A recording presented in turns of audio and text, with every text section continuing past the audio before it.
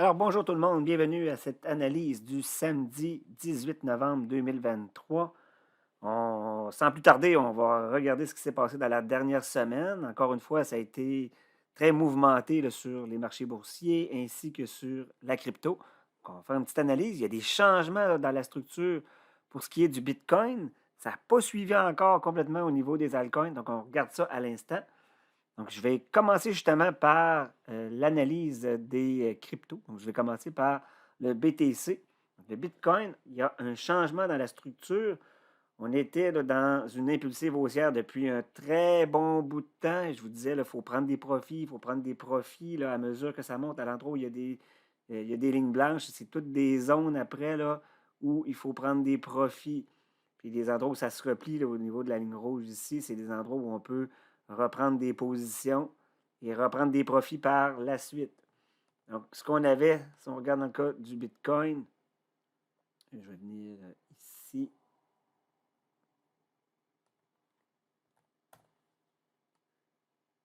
Comme ça. Ça ici, c'était un autre endroit pour prendre des profits, comme ça. Et là, ce qu'on voit apparaître dernièrement, la ligne verte vient de redescendre d'un palier. Ça veut dire que l'algorithme a détecté un retracement. En fait, c'est une correction à la baisse dans la tendance haussière. Et quand on a ce type de signal-là, pour nous, il faut réduire les positions. Et ensuite, on va attendre que la ligne rouge, donc la ligne de décision, fasse en sorte de refaire un W avant de réembarquer. Donc, pour l'instant, on est en attente justement que ça fasse quelque chose comme ça ici, que ça remonte pour la ligne rouge, ça se retasse, ça redescend et finalement, ça repart. Donc, comment ça va se refléter sur le cours lui-même? Je peux peut-être reculer un peu, me mettre en journalier. Donc, on avait une super montée. Donc, je vais partir d'ici. Donc, par exemple, on était sur l'impulsive. Là, on a une descente. Donc, on s'attend à une correction. Donc, on ne sait pas jusqu'où l'algorithme nous dit que ça va descendre. On va attendre de voir. Après ça, ça va se replier. Ça va faire une espèce de W comme ça. Et ça peut repartir par la suite. Donc, c'est ce qu'on s'attend quand on est juste dans un retracement. Donc, ça va être à suivre. Pour l'instant, on va attendre que le W se forme. Et sur notre indicateur, ce que ça va faire finalement, c'est vraiment le W ici qui va apparaître et ça va être le temps de repartir par la suite. Ça, c'est ce qui est le plus probable selon l'algorithme. Bien entendu, si le Bitcoin décide que ce n'est pas ça qu'il veut faire et qu'il décide de remonter rapidement, bien, la ligne verte va retomber en impulsif et on embarquera à ce moment-là, mais on n'aura pas raté grand-chose. Mais pour l'instant, moi, je ferai attention. Donc, j'ai réduit un peu là, mes positions dans le cas du Bitcoin et en me disant, bien, je vais essayer de réembarquer une fois que ce retracement va être terminé. Je vais aller voir maintenant du côté de l'Ether. Lui, c'est pas tout à fait pareil. Donc, lui, il était dans l'impulsive haussière. Il a redescendu là, ici. Ça voulait juste dire que c'est un autre bon point pour rentrer. En fait, on est dans une zone d'accumulation dans son cas. Donc, je peux venir mettre ça ici, en vert à cet endroit-là. Tout ça, c'est une zone d'accumulation.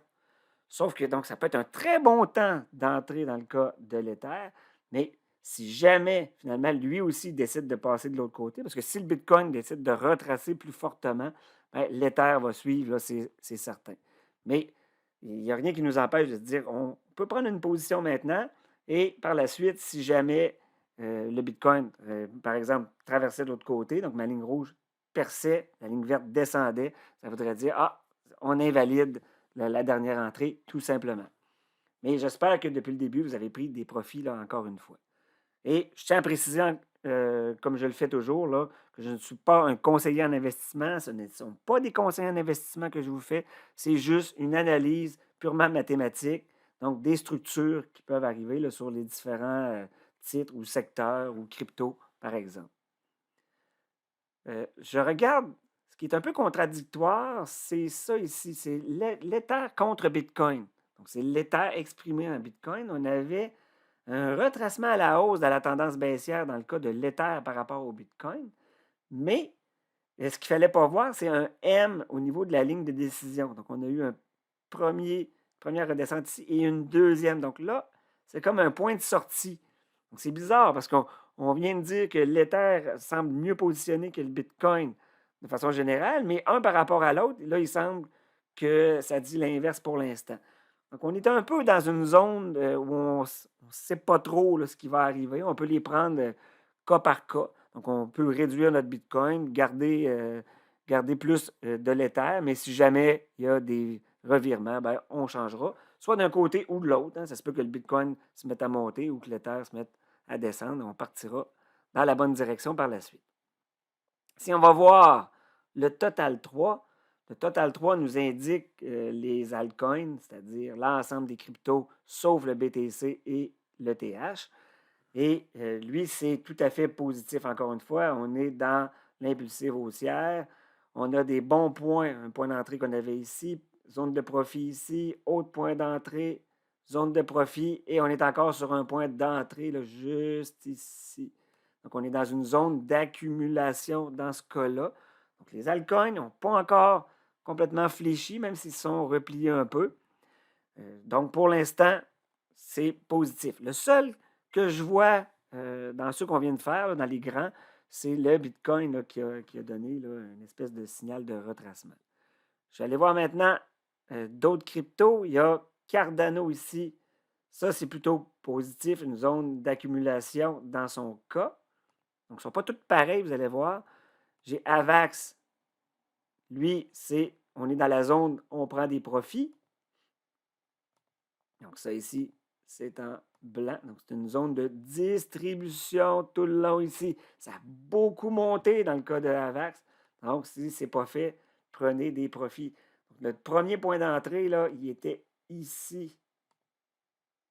Donc, je m'en viens le voir. Je vais le mettre plus tôt.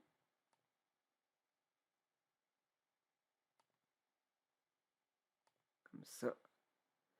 Donc, premier point d'entrée. Et donc, depuis le premier point d'entrée, on parle de 100, bon, j'exagère un peu ici, 140% dans le cas de Avalanche. Donc, c'est excellent dans son cas.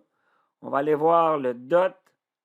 DOT, on est dans la zone d'accumulation encore une fois. Donc, un bon point d'entrée, c'est ici comme ça. Donc, quand on est dans une impulsive haussière, on essaie de trouver les points de repli. Et les points de repli sont donnés par, c'est quand ma ligne rouge va descendre ici. Donc, on essaie de profiter du fait qu'il y a un retracement qui est fait, un retracement, mais pas important. C'est ce qu'on mise là-dessus. Si le retracement devient plus important, bien là, il va y avoir un signal de vente et on va réduire, puis on va tomber dans une correction à la baisse dans la tendance haussière. Ce qui n'est pas le cas encore pour DOT. Pour Link, lui, c'est différent. Lui, c'est un peu comme le Bitcoin. On vient d'avoir ici un point de sortie ou de prise de profit plus majeur. On réduit notre position à partir de là. Ça veut dire que la correction qu'on est en train de vivre ici, elle est un peu plus importante que juste un petit retracement. Et donc, on envisage en 3 temps là, la descente. Un peu comme le Bitcoin que j'ai fait tantôt. Ça monte, là, ça descend. On ne sait pas jusqu'où ça va descendre, par exemple ici.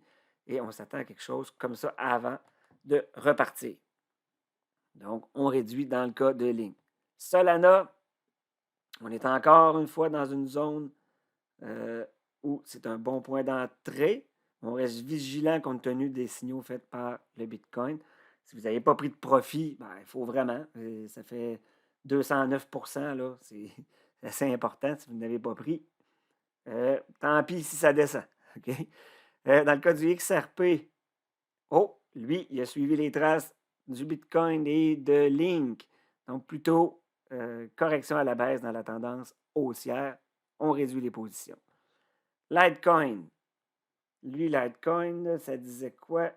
Ça disait qu'on était dans un retracement à la hausse, dans une tendance baissière. Il y a de la misère à repartir. Puis là, il nous redonne encore un point de sortie ici. Donc, plutôt négatif dans son cas présentement. Donc, à plusieurs reprises, on a espéré une reprise. Il y en a eu un peu, là, ici. Mais là, ça dit qu'on devrait réduire. D'ailleurs, là, il est parti un peu par en bas. On va réattendre. Ça en est un là, qui est un peu indécis depuis un bout de temps. Hein, on avait eu le premier M, après ça un W, un M, un W, un M. Ça ne vient pas à bout là, de choisir un bord. Monero ici. Donc pour Monero, on est dans la correction à la baisse dans la tendance haussière. Donc, point de sortie qui était ici. INJ. Ah, lui, très intéressant, je le suis de proche, dans le sens que là, il vient de nous donner un retracement à la baisse là, dans la tendance haussière. On attend un W pour la ligne rouge. Donc là, ici, on a le début et on attend juste la prochaine remontée. Il va nous confirmer un W. On le voit déjà un peu apparaître aussi sur la structure elle-même. Donc ici, comme ça. Et quand on va le détecter, ça va vouloir dire que notre W va être prêt à repartir. Donc, on le suit de proche pour INJ. Ça pourrait être intéressant. Dans le cas de Matic, c'est une zone d'accumulation ici. C'est un bon point d'entrée, mais on le surveille. S'il continue de descendre, ce sera une sortie définitive pour le retracement, en attendant que le retracement se termine. Atome Cosmos, même chose, zone d'accumulation qui est juste ici. C'est bien ça. Oui, c'est en plein ça. C'est comme un troisième point d'entrée dans son cas. Comme ça ici. On avait un premier point, deuxième point, troisième point. On prend des profits aussi si on ne l'a pas fait encore. AAVE, ça c'est retracement. Hein, on a comme deux catégories. Là. Lui, c'est retracement dans la tendance haussière. Luna, c'est une zone d'accumulation. Donc, c'est un très bon point d'entrée à cet endroit-là. Comme ça ici. Shiba Inu, c'est positif aussi. On est dans une zone de distribution. Donc, si on n'a pas pris de profit, c'est le temps. Dans son cas, Compound, lui, c'est même affaire. Une zone d'accumulation pour l'instant, mais on reste à l'affût. Sandbox, même affaire. Donc là, je l'ai passé. Ben, il n'en reste presque pas. EGLD, même chose, zone d'accumulation. Et Dogecoin, on est dans une zone de distribution. Ça veut dire qu'on prend des profits dans son cas. Donc, j'aurai ma ligne blanche ici qui indique à partir de là, c'est un bon temps pour prendre ses profits.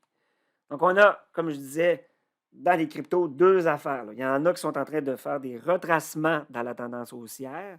Puis les autres, ben, c'est une continuité pour l'instant.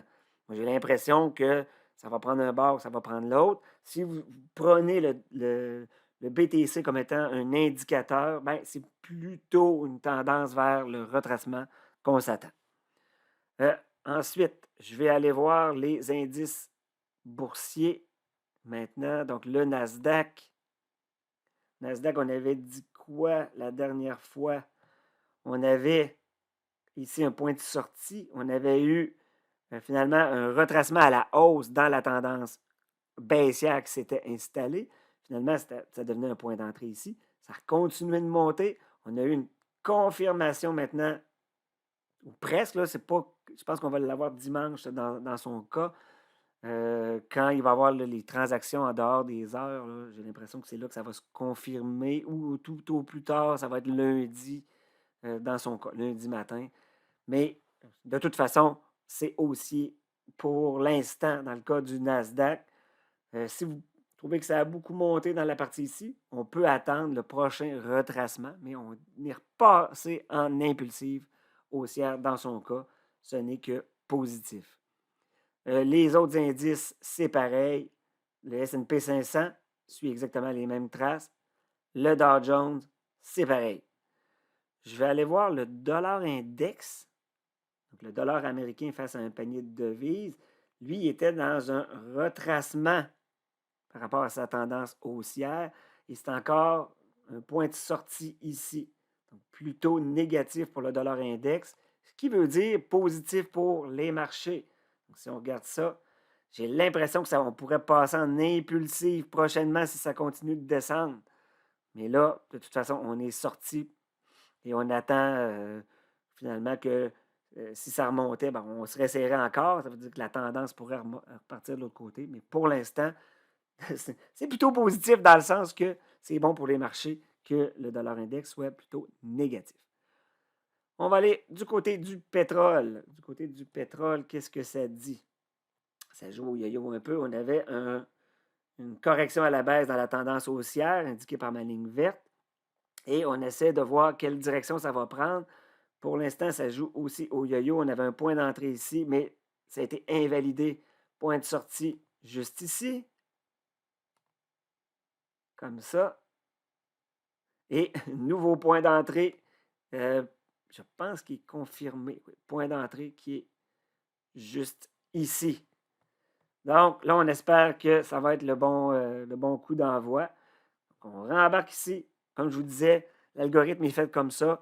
Il y a des temps quand on est dans les retracements, c'est là qu'on peut être un peu plus indécis. Donc, on embarque, on débarque, on embarque, on débarque pour bien aller saisir la tendance.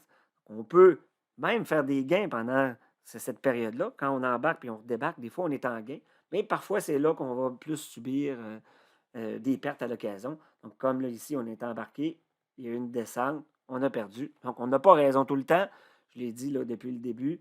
On essaye d'identifier la structure. On a un algorithme qui essaye d'anticiper la structure la plus probable. Et on embarque là, on essaie de profiter justement de la structure dans laquelle on est en faisant une bonne lecture. Là, ici, il nous dit qu'il pense que ça va repartir à la hausse. Donc, on embarque. Les marchés font ça des fois, essayer de nous débarquer avant de se propulser vers le haut. Donc, l'algorithme est fait justement pour, oui, on débarque, mais très rapidement, on rembarque. Souvent, les gens vont se décourager, vont dire, ah non, je ne jouerai pas au yo-yo, mais je vous le dis, c'est une des façons les plus profitables là, avec un algorithme qui le fait là, comme on travaille depuis le début. Dans le cas de l'or, très intéressant parce que vendredi passé, on était dans une zone d'accumulation ici. Puis ça descendait, ça descendait, ça descendait. Donc, c'était parti dans la mauvaise direction. Puis vendredi passé, je vais aller mettre ici. Je vous disais quoi? Je vous disais que c'était un excellent point d'entrée, mais qu'il fallait surveiller parce qu'il était sur le bord de basculer de l'autre bord. Donc, ce que ça voulait dire, c'est que s'il continuait à descendre, on aurait embarqué dans une correction à la baisse. Mais finalement, ça a été un très profitable, bon point d'entrée. Là, maintenant, il est reparti à la hausse. On peut même prendre des profits déjà d'une zone de distribution. Sinon, on le laisse aller. Plutôt positif pour l'or. On est reparti dans notre impulsive haussière. En fait, ça continue comme ça. Donc, on n'a pas. Le repli qu'on a eu ici n'était pas suffisant pour passer dans une correction majeure. Donc, positif pour l'or. Allons maintenant voir l'argent. L'argent, c'est plutôt positif aussi. On a un retracement à la hausse dans la tendance baissière. Donc, on ne voulait pas voir un M ici, on l'avait eu, on est ressorti. Après ça, on surveillait un W, on l'a eu. Autre point où on essayait de rentrer. Un M, un W. Donc, présentement, l'algorithme anticipe plutôt une montée à partir d'ici. Donc, on surveille. On espère que l'impulsive haussière va se confirmer. Mais si jamais ça recrée un autre M ici, ben, on réduira dans l'argent. Ensuite, on va aller voir les secteurs de marché. On va terminer avec ça ici. Donc, pour les secteurs de marché, je vais commencer ici par le secteur énergie. Donc, on attendait le fameux W. On vient d'avoir la confirmation. Donc, ici, on avait un retracement à la baisse là, dans la tendance haussière. Dans ce temps-là, ce qu'il faut privilégier, c'est la ligne de décision qui nous fait un W. Et là, on vient de l'avoir ici. Je pense que c'est vendredi qu'on l'a eu comme ça.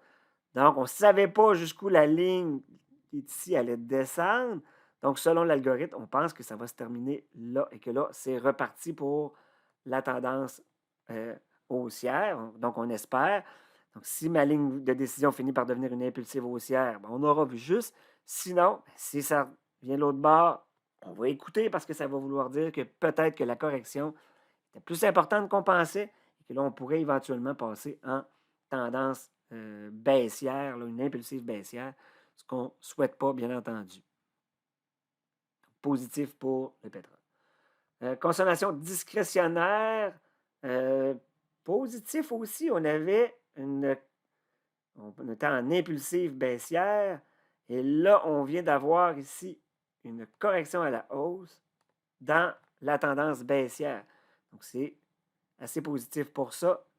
Donc, maintenant, c'est un point d'entrée, là, du moins au moins temporaire. Donc, si on regarde au niveau de la structure, c'est qu'on a quelque chose qui était comme ça. Et là, on entreprend ça ici. Donc, ça, c'est la correction.